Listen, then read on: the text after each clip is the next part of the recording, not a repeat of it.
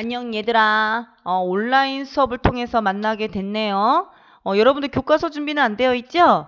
당연히 안 가져갔으리라 생각이 돼요. 선생님 수업 영상을 끝까지 좀 잘 보고 네이버 폼의 형성평가까지도 잘 시간 내에 완성을 해야 선생님이 출결로 인정을 합니다. 자, 오늘은 교과서 62에서 63쪽에 해당하는 수업 내용인데 계속 지금 몇 차시째 이 부분에 대한 수업을 선생님이 좀 더 확대해서 자세하게 좀 수업을 하고 있죠. 식품의 안전한 보관과 관리 이 부분의 내용입니다. 그리고 이 내용은 솔직히 교과서 내용이 좀 더 다소 부족하다 보니까 선생님이 좀 더 자세하게 추가된 내용이 많으니 여러분들 수업 잘 듣고 여러분들이 등교했을 때는 선생님이 학습지와 함께 더 자세하게 수업을 나가도록 할게요. 우리가 계속 지난 시간에 이어서 우리가 좋은 식품을 선택하는 방법에 대해서 계속 배우고 있어요. 여러분들이 식품을 선택할 때는 어떤 것들을 좀 확인해야 되냐. 그래서 좋은 식품을 선택한다는 거는 건강과 환경을 생각하는 식품 선택이 좋은 식품 선택이다라고 했어요. 그러면 건강을 생각하는 식품을 고르기 위해서는 어쨌든 식품의 안전한 거, 여러분들의 건강을 위해하지 않는 이런 식중독이라든지 식품 변질, 식품 위해 요소 등이 없는 것들, 특히 우리가 그때 식품 위해 요소들에 대해서 배웠었죠. 식품 위해 요소들. 그러면 이런 식중독이라든지 식품의 변질이 일어나지 않는 것, 식품 위해 요소 등이 없는 것들을 확인하려면 여러분들이 무엇을 확인해야 될까? 그래서 식품 표시 정보를 꼭 확인하라고 했어요. 우리가 계속 그걸 배웠던 거 기억나시죠? 그래서 우선은 유통기한 아니면 보관 상태, 식품의 포장 상태, 그리고 식품의 관리, 그러니까 식품이 안전하다라는 거를 인정해주는 그런 인증 마크들이 있다고 했어요. 그 중에 대표적인 게 이제 햇선 마크죠. 여러분들 햇선 마크 기억나시죠? 햇선 마크 뜻이 어떤 내용이었죠? 자, 한번 대답을 해보시기 바랍니다. 오케이. 선생님이 분명히 대답한 친구가 있다라고 생각이 됩니다. 햇선마크라는 건 그 식품이 생산되고 소비자에게 오는 모든 단계에서 우리의 건강을 위해할 수 있는 식품 위의 요소들을 중점 관리를 해서 이런 관리가 잘 된 제품에 한해서 햇섭 인증 마크가 있다고 했죠. 그래서 햇섭 인증 마크가 있으면 이 식품은 적어도 나에게 오는 모든 과정마다 이런 위의 요소들이 잘 들어가지 않았겠구나라고 믿고 구입할 수 있는 인증 마크라고 했어요. 기억나나요? 자, 그리고 또 중요한 거는 우리가 이제 건강하기 위해서는 어찌됐든 우리 몸에서 영양소가 제대로 역할을 하기 위해서 영양소가 풍부한 식품을 고르라고 했어요. 자, 그러면 우리가 그 식품을 먹었을 때 영양소가 풍부한 식품이 어떤 걸까라고 알 수 있으려면 무엇을 확인하면 좋다고 했지? 그렇지. 식품 표시 정보 중에서 영양 정보를 확인하라고 했어요. 자, 영양 정보는 그 식품을 섭취했을 때 내가 열량을 얼마나 섭취할 수 있는지, 탄수화물을 얼마나 섭취하는지, 당류, 나트륨, 트랜스 지방 등등 여러 가지 영양소들에 대한 정보를 확인할 수 있다고 했고, 특히 우리 몸에 그렇게 건강하지 않은 나트륨이라든지 당류 이런 것들을 좀 더 적게 들어가 있는 식품을 선택하라고 우리 배웠던 거 기억나야 돼요. 그리고 또 우리 식품 첨가물에 대해서도 계속 배웠어요. 식품 표시 정보 중에서 원재료명을 확인하면 그 원재료명 중에 그 식품에 들어간 식품 첨가물들이 있는데 이런 식품 첨가물들이 가장 적게 들어가 있는 식품을 골라라 했던 것도 기억나죠? 그러면 또 영양소가 풍부한 식품을 고르려면 제철 식품을 골라라. 그 계절에 나는 식품이 신선하고 영양가가 풍부하고 가격도 저렴하다. 이것도 배웠어요. 그러면 또 신선한 식품을 고른다. 그래서 이것을 앞으로 여러분들이 이제 등교했을 때 신선한 식품 고르는 방법이 무엇이냐. 이거에 대해서도 더 자세하게 수업을 나가도록 할 겁니다. 자, 여기 동화 속에 백설공주를 보이나요? 여러분들이 읽었던 동화 속 백설공주는 마귀 할머니 준 사과를 그냥 덥석 멀어먹고 꼬까닥 이렇게 죽죠? 하지만 요즘 백설공주는 아주 현명해요. 자, 여기 동화 속 백설공주도 마귀 할머니 주는 사과를 덥석 받진 않아요. 우선 사과에 농약이 묻었나 안 묻었나 왁스 처리가 되어 있는지 한번 살펴보죠. 자, 그러면 여러분들은 식품을 구입을 할 때 우리가 지금까지 배웠던 식품 표시 정보들을 확인하는 것 외에 어떤 것들을 좀 더 살펴봐야 될까요? 우선 여러분들이 장 보러 갈 때는 우선은 내가 어떤 그 식단을 작성을 하잖아요. 내가 아침, 점심, 저녁으로 어떤 음식들을 먹을 건가. 그러면 내가 만들려고 하는 그 음식의 용도에 잘 맞는 식품을 고르는 게 우선 중요하겠죠. 아니면 그 외에 또 살펴봐야 될 것들이 있는데 그거에 대해서 한번 이야기를 해보도록 하겠습니다. 자, 우선 여러분들한테 한번 물어볼게요. 자, 여러분들 장 보는 순서를 한번 정해볼 건데 여기 한번 보세요.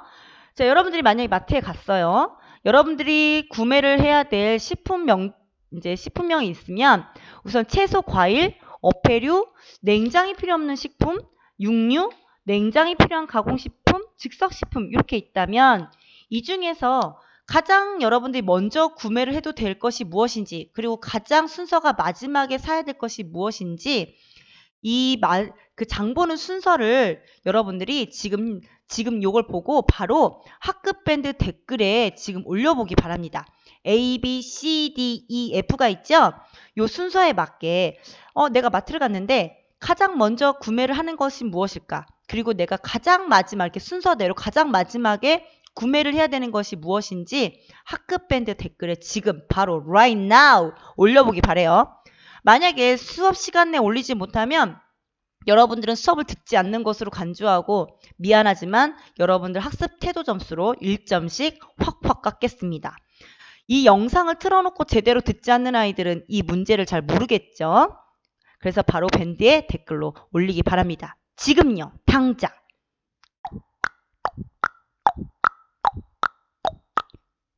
자, 올렸나요? 그러면 한번 여러분들이 장 보는 순서대로 맞게 나열되어 있는지 한번 확인해 볼까요? 자, 우선 여러분들이 식품을 구입할 때는 그 식품의 안전을 지키기 위해서 이렇게 사야 할 식품의 순서를 좀 정하는 것이 굉장히 중요해요. 예를 들면 제일 첫 번째로 상온에 두었을 때 부패가 좀 빨리 좀 보관 기간이 길고 좀 부패가 빨리 일어나지 않고 그럼 냉장이 필요 없는 식품을 가장 먼저 구매하는 것이 굉장히 좋겠죠. 그리고 나서 두 번째로 상온에서 부패가 그래도 상대적으로 좀 빨리 일어나지 않는 채소나 과일을 이제 그 다음으로 구입하는 것이 좋고요. 다음으로는 부패가 좀 그래도 채소나 과일보다는 상온에서 두었을 때 부패가 일어나기가 좀 쉽고 냉장 보관이 필요한 이런 우유나 가공식품들 이런 선택하는 것이 좋고요.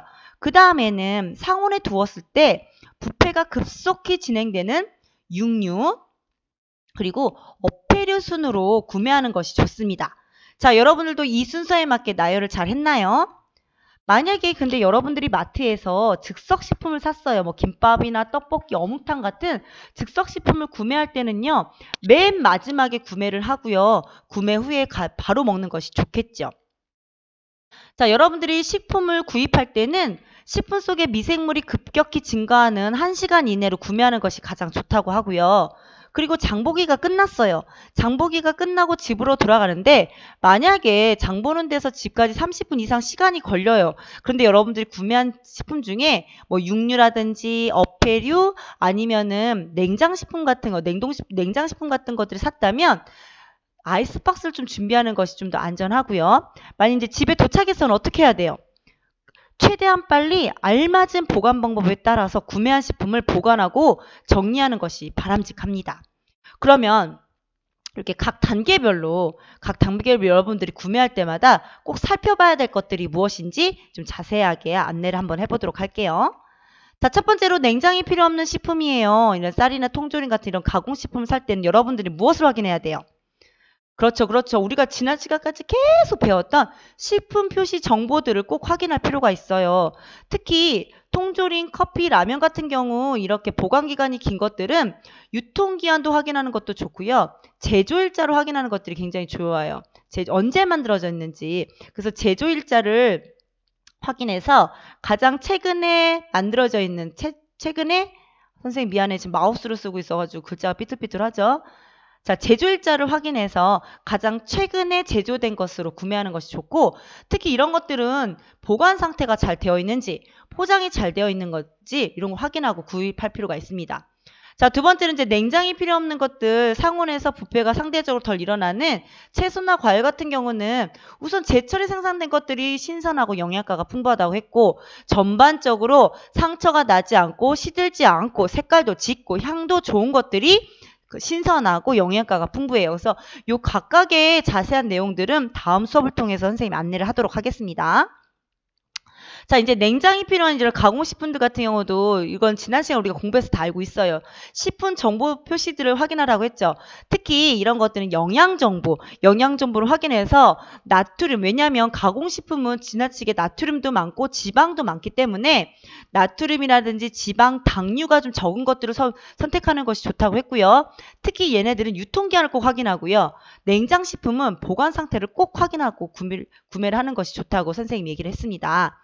자, 그 다음에 이제 육류를 살 때는요. 우선 육류는 색깔이 우선 선홍색을 띠고 지방은 흰색에 가까운 것을 고르라고 되어 있는데 이 육류 선택 방법에 대해서 좀 더 자세한 내용은 여러분들 등교했을 때 좀 더 자세하게 수업을 하도록 할게요. 왜냐하면 육류, 닭고기, 소고기, 돼지고기 같은 경우는 여러분들이 만들고자 하는 음식에 따라서 그런 용도에 맞는 육류 선택하는 방법이 있거든요.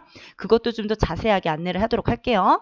자, 마지막으로 어패류를 고를 때 특히 이런 생선 같은 경우는 우선 눈깔이 흐리멍텅하면 안 돼. 눈깔이 초롱초롱하고 맑은 것, 아가미가 선홍색을 띠고 아가미가 신선하고 냄새가 나지 않는 것, 근육을 살짝 만졌을 때 근육이나 살이 단단한 것, 비닐 붙어있는 것, 이거에 대해서는 선생님이 좀 더 자세하게 설명할 거예요. 그리고 폐류 같은 경우는 입이 열려있지 않거나 광택이 있는 것들이 신선한 거니까 이런 것도 고르면 좋은데 이 부분에 대해서도 여러분 선생님이 좀 더 여러분들 등교했을 때 자세하게 수업을 하도록 할 거예요. 자, 마지막으로 여러분들이 마트에서 김밥이나 샌드위치, 어묵탕, 떡볶이 같은 즉석식품을 구입할 때는 그냥 구입한 후에 바로 먹는 게 가장 안전하고요.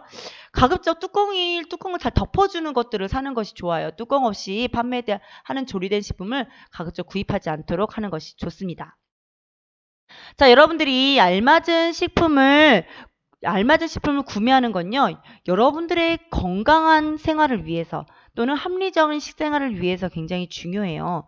그리고 여러분들이 지난번에 배웠던 식단에 따라서 식품을 결정한 후에 예산에도 잘 맞고 신선하고 좋은 품질의 식품을 구입하는 방법을 알면 여러분들이 안전하고 건강한 식생활을 하는 가장 기본적인 습관이 형성될 수 있습니다. 자, 그러니까 여러분들이 부모님을 도와서 장 보러 갈 때는 기왕이면 학교에서 배웠잖아요. 학교에서 배웠던 지식을 활용해 보시기 바랍니다. 자, 오늘 수업은 여기까지고요. 오늘 수업 배웠던 내용에 대한 형성평가는 네이버 폼에 선생님이 한 3문제 정도 낼 테니까 이 수업 영상 보자마자 바로 수업 끝나기 전에 네이버 폼에 문제를 읽고 답을 단 다음에 제출하기 바랍니다. 그래야 여러분들 출석 인정으로 돼요. 자, 다음 등교 수업 때는 신선하고 품질이 좋은 식품을 고르는 방법. 자, 신선하고 품질이 좋은 식품을 고르는 방법에 대해 자세하게 수업을 나가도록 하겠습니다. 우리 등교 수업 때 만나요. 안녕.